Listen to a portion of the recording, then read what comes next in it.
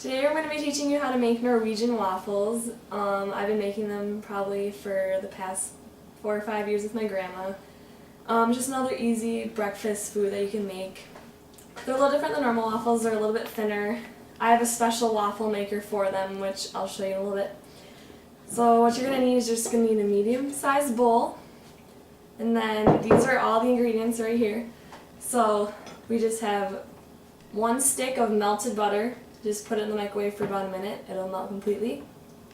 We have 4 eggs. And then right here we have half a teaspoon of baking powder. Make sure you don't get baking soda, only baking powder. There's a big difference. Right here we have 2 cups of just your all-purpose flour. In this we have, you can put anywhere between 5 and 8 tablespoons of sugar depending on if you're feeling like you want it to be sweeter or not. I normally put about 6 or 7. And then right here we just have 2 cups of milk, and you're going to want to put the milk in the microwave for about 2 minutes, which I've already done, just because when you mix the batter all together it makes it not chunky, which you don't want your batter chunky. While I'm mixing everything together, I just have my waffle maker heating up just so it's ready to go.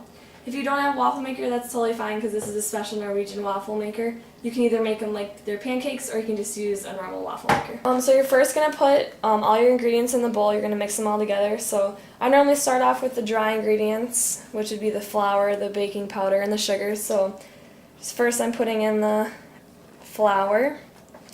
Just put it aside. Next I'll put in the sugar and the baking powder. So next, normally what I do is I'll put in the butter. You can do this in any order you want. This is just the order I've always done it. So just pour that in there. Then the milk. I always do the eggs last just because if I get, I don't know, that's just the order I've always done it in. So I just do the eggs last. So just crack the eggs. Some people like to crack their eggs in a bowl by themselves. To make sure they don't get the shell in. I've been doing this for a while, so I normally don't get the shells in, so I don't have to worry about it. But if it makes you more comfortable, you can just crack your eggs in another bowl first to make sure you don't get the shells in there.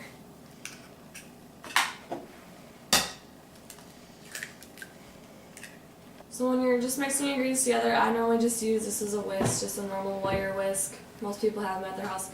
You can use an electric mixer if you want to. It goes a lot faster.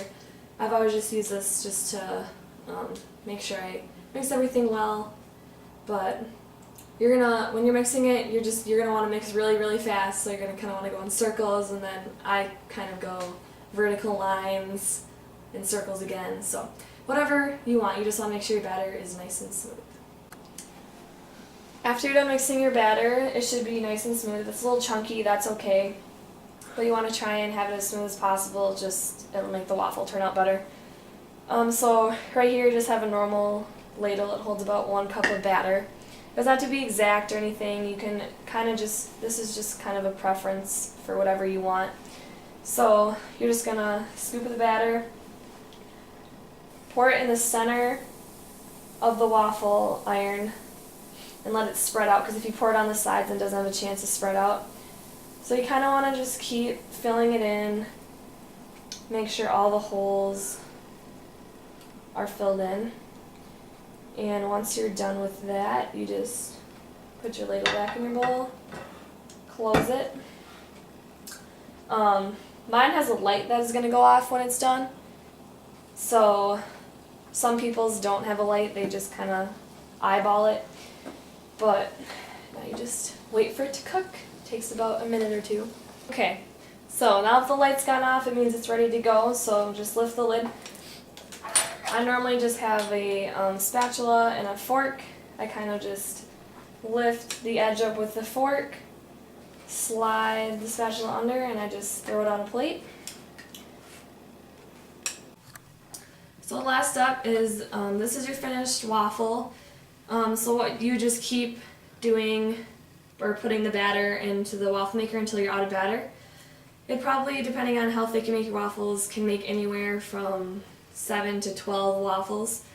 But the last thing that you're going to do, you can pick a topping to put on it. Some people like them plain. I normally don't. Most people, though, they'll just either put on some syrup or some whipped cream and butter, just like a normal waffle or normal pancake. Now that you've seen how to make this easy, delicious, and unique type of waffle, I hope that you can go home and try and make it and enjoy it just as much as me and my family do.